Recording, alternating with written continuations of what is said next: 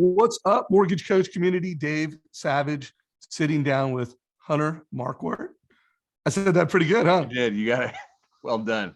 Yeah, there's a little joke to that if you listen to about, I don't know, this I think it's probably our 5th or 6th time doing it. Yep. And I used to pronounce Hunter's name wrong, but now I got it right because his kids don't like it when I say it wrong.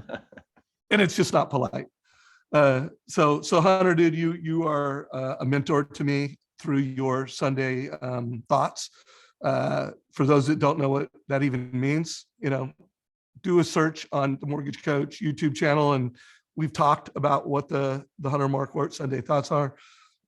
Was it this last Sunday or was it the Sunday before? It was this Sunday. This last Sunday.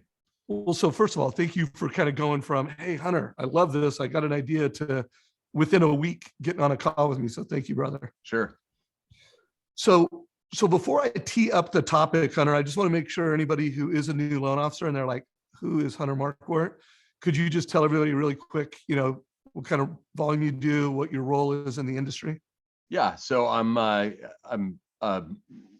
mortgage guy, but based out of Northern California, have a great team. I've been in the business for 16, 17 years now. Work for a company called RPM, parent companies Lend US. Funded, this year, I mean, obviously everyone's having bang out years, but this year we'll fund like 295 million. That's what it looked like last year as well. Have a team of 8 and also am a coach for the core and also do some internal coaching at the company. So guys, to get to learn, like if you're a new loan officer and you're hearing this, if you are a mentor to new loan officers, $300 million a year producer who's a coach in the core, he's a father of a couple awesome young studs, husband, super thoughtful guy that writes this thing called the Sunday Thoughts every week. Like, this is a gift. And so I'll paraphrase and set it up. And then Hunter, if you could give us a lesson. Sure. But the Sunday thought was he was preparing to give a presentation at the core event, which is a very prestigious thing to be giving a presentation at. And the whole premise of it was he wanted to give people like a 10-year head start. Like, what do I know now? And my guess is that if like one of your kids was getting in the business, you kind of almost wrote it like, what would be a 30-minute lesson to them that would head start their career? Is that kind of a good setup for what you're going to share? Yeah, I mean, if any, they gave me the topic of, the name of the speech was having it all with balance, which, and the point for me also was, I'm not someone that thinks they have it all and I don't have life balance. But what I was thinking, and then kind of like what my journey was through 10 years of coaching.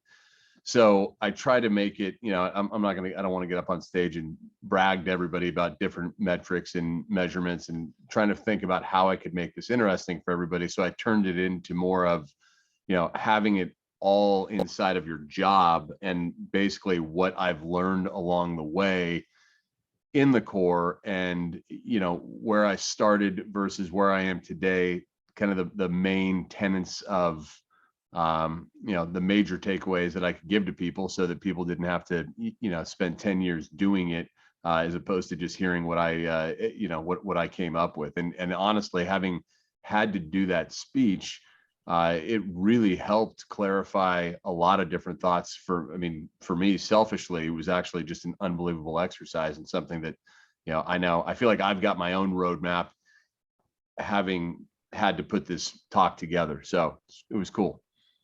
So guys, he's going to give us a 20-ish minute presentation now. If you want me, if you want to call me out and ask me a question, or you want me to comment on something you say, I'll leave it to you to do that. But I'm really going to put you on stage. This is live in our Facebook group. This will be in our YouTube channel. And I know it's going to be a valuable lesson for every loan officer in America, but especially valuable to new loan officers and especially valuable to mentors who help fast track the success of new loan officers. So Hunter, come up on the Mortgage Coach stage and redo that presentation if you don't mind. Yeah, I didn't know this is exactly what we were doing. So, okay. Well, now you know. Yeah, now I know. Thank you. So what I came up with is I just try to think of words that I live by. And I do, I mean, Dave talks about me writing. I do love words. I love like the definition of words. It helps me it helps me think through things a lot. So the 5 words that I came up with was basically clarity, priority, belief, tactics, and accountability. And everything in my business comes into those 5 words. And when I think about the biggest clarifying moment for me was understanding. I was on a coaching call, and Rick asked us, the guy that owns Coach Company, Rick Ruby, asked us to basically draw a bullseye and the what is in the center of your bullseye. And for me, for my whole career, I would say the center of my bullseye was my clients, and then the second bullseye was my business partners, and the third bullseye was my team. And over the last few years, I've come to the realization that it's just the complete opposite, which is my team is my number one priority. And I understand not everybody has, you don't need to have you can have a team of one, you can have a team of nothing, and it's your operations people. But the bottom line is, when you take care of people internally, and not just, I'm not talking about mailing in fake care. I'm talking about like when you pour into your people and you treat them like family, the results that you get. I mean, selfishly, it's just like I pour into my team feels like a family. My team then talks to our clients with that type of commitment and compassion and passion for being a part of our team. And then our clients talk back to the business partners that referred us in the first place, and they start noticing a different level of just commitment to all of us involved in the purchase of a home. So that's when I talk about it just being, it's almost selfish, but it's also the right thing to do. So having clarity for me, absolutely, without question, my number one priority is my team. Then it's my business partners, and then it's my clients. The other thing I talked about was just, in addition to having clarity, it's having clarity on what is the ideal. I think there's 4 different buckets that we have to look at, which is, what is the ideal client? What is the ideal business partner? What is the ideal team member? And then for you personally, what is the ideal leader? And these are things, I would give this assignment out as a coaching assignment to people, say, hey, write down your ideal business partner, write down your ideal client. But when you truly, like, when you take that from just an assignment and actually live by it, my team and I mean, everyone knows what these different things look like, right? I mean, team player, it is, for a team member, it is team player, it is positive, it is, we call it the peek around the corner mindset, meaning like, what are we doing to set everyone up for success in front of us and behind us to make sure that we're winning. To go through that exercise, it does a couple different things. One is you start identifying certainly what you're looking for, but I think as importantly, you identify what you are not looking for. So, something I've always said is like I don't believe that the world is my oyster. My oyster has to be defined.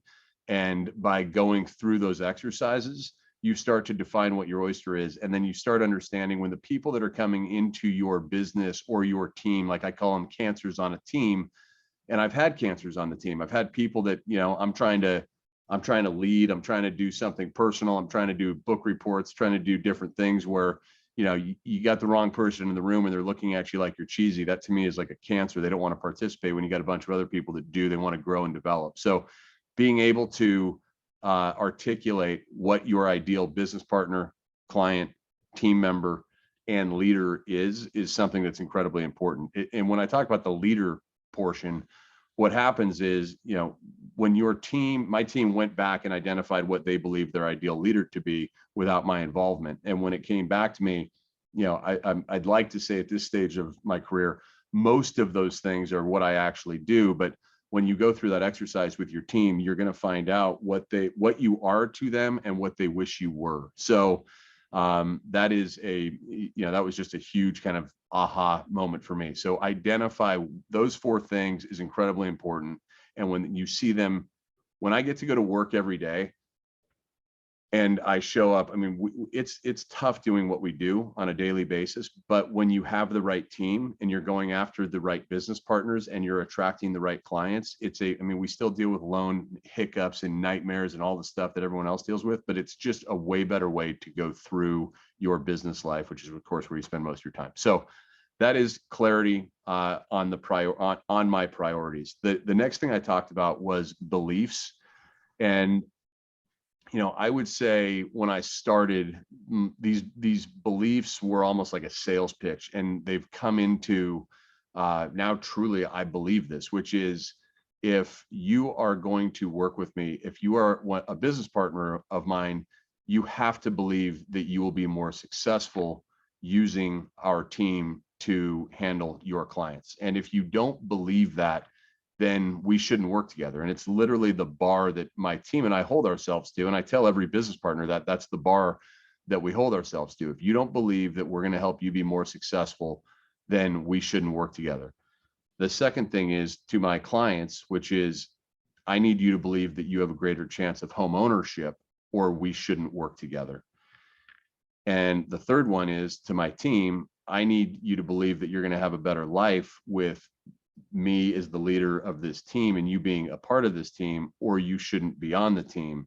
And then the fourth one that I thought about this after the fact when I was giving the talk, is the fourth one is me. I need to believe all of these things to be true. And I think when I started 10 years ago, I mean, I didn't believe any of this to be true. I think of those 5 words, Dave, by the way, and I think you don't need to come off the mic, but like, if I rated myself on a scale, or if any of us rated ourselves on a scale of 1 to 10, like how much, like if you wrote down the words clarity, priority, beliefs, tactics, and accountability, and then you wrote down where you are today or where you used to be. I used to be a 1 across the board. I don't know, I'm not a huge fan of rating anything as a 10, but I mean, I'm more in the 6 and the 7s on all 5 of those words now. And it's just a nice way to kind of visualize or what your trajectory is on your development. So those are the beliefs. And then obviously you would have to say, well, if I have those beliefs, if I need my business partners to believe that they're going to be more successful, if I have my clients believe that they have a greater chance of home ownership, my team to believe that they have a better life, then what do I do with that? And the next thing is what are the tactics? And one of the things I wrote about it, and I looked up the definition of, I don't like necessarily the word tactic, because to me, it almost seems like it's a manipulative word, but the word tactic, the definition of it is the art or skill of employing available means to accomplish an end, right? So if you tie that in, the art or skill of employing available means to accomplish an end, my end is, I need my clients to believe, I need my business partners to believe, I need my team members to believe. So when you think of tactics like that, what does that mean?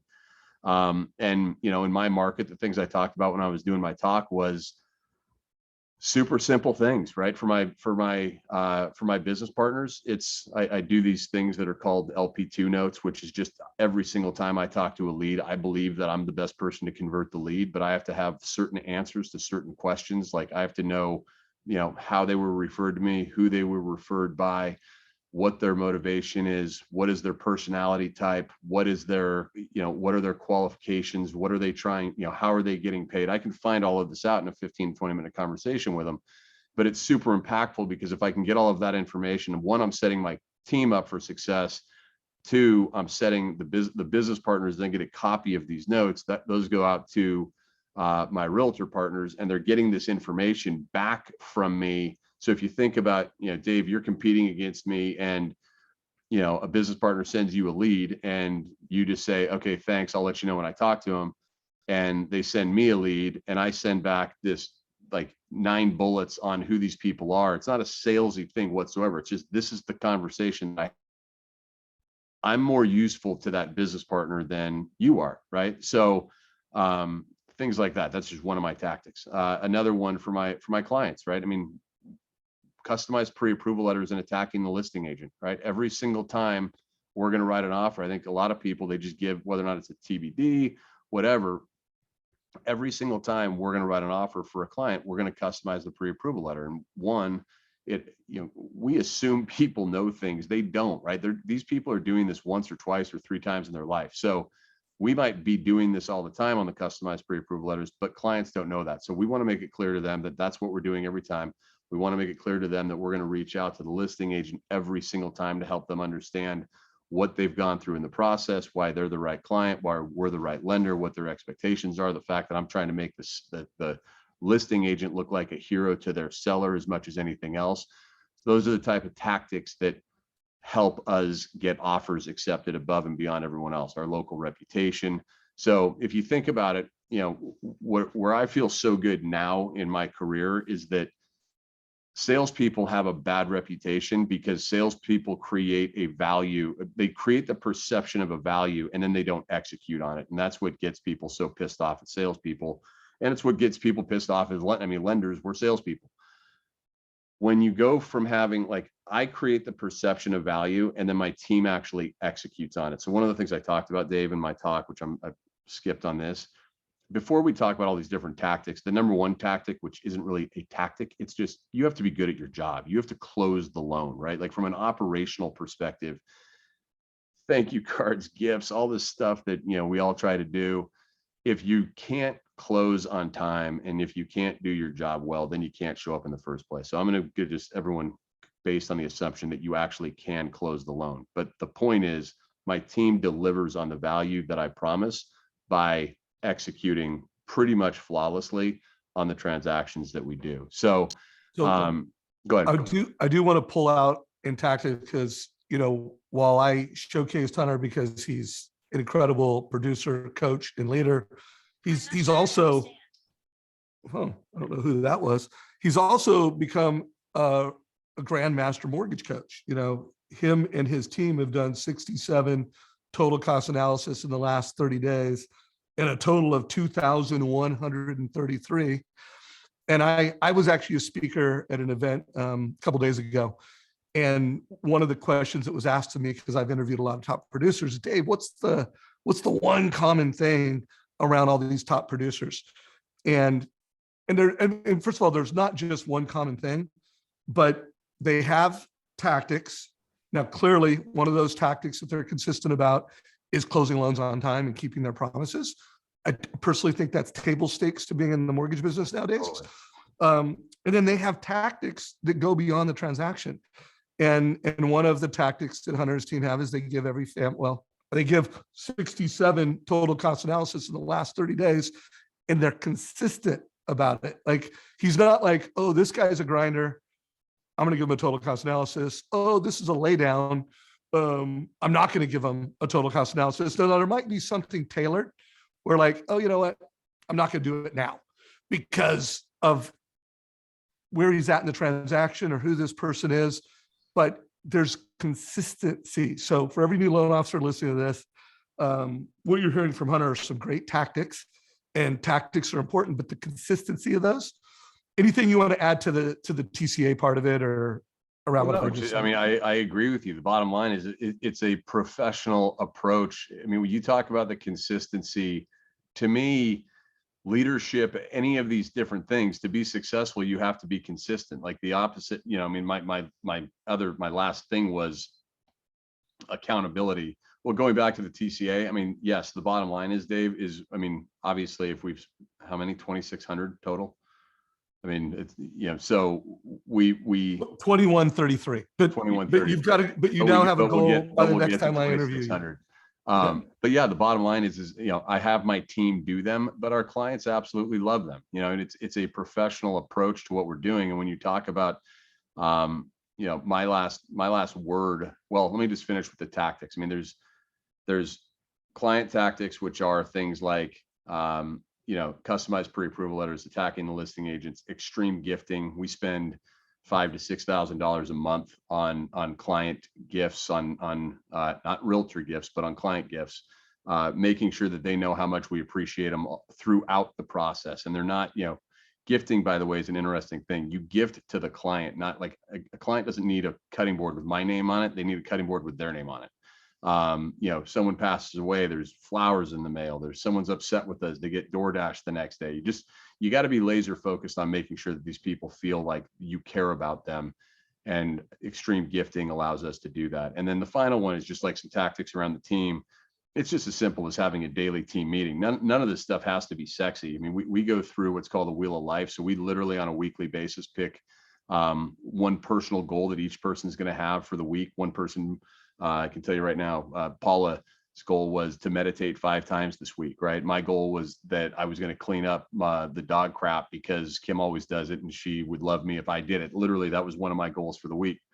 So we're always talking about personal things. We put, I put wills and trusts together for the people on my team that just don't have the kind of the knowledge or experience to do that type of stuff. So when people know that you care, but to Dave's point, you've got to be consistent with it. If you're not consistent with it, none of it matters in the first place. So the final thing for me was accountability, which is just my biggest fear in the world. The word, I don't know why this has happened in my life, but like the biggest fear I have is for anyone to call me a fraud. And we were going through a coaching exercise and Rick just like he put his hands out and he just said, this is your intention and this is your actuality. And the question is like, this is when you're acting, when your intentions and your actuality are in alignment with one another. And this is when they're far apart, right? When they're far apart, you're a fraud. And when they're close together, you're acting in accordance with your word. And to me, that is what I have to do to stay accountable to do all of those other things. So, to round it out, I mean, bottom line is like, I have 10 years later, I have clarity on my priorities and I have clarity that my priority is my team, my business partners, and my clients. I have clarity on what I want my ideal people to look like that I interact with. I have this belief that I talk about on it. I mean, like I literally tell every single client, if Dave was my client, I would say, Dave, as we get started, I just want you to know that like for us to work together, I need you to believe that you have a better chance of owning your home with us doing your loan, or honestly, we shouldn't work together. And that's the belief that my team and I bring in every single day. So if you ever don't feel like that, I would like to know.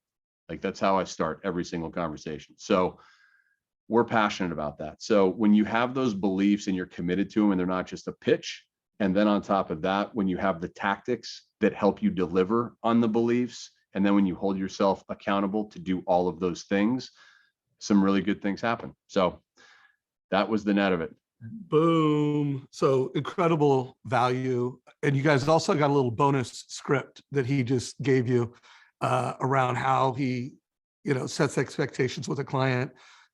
If you don't believe that I am the best resource to helping you own your home, I need to know about it.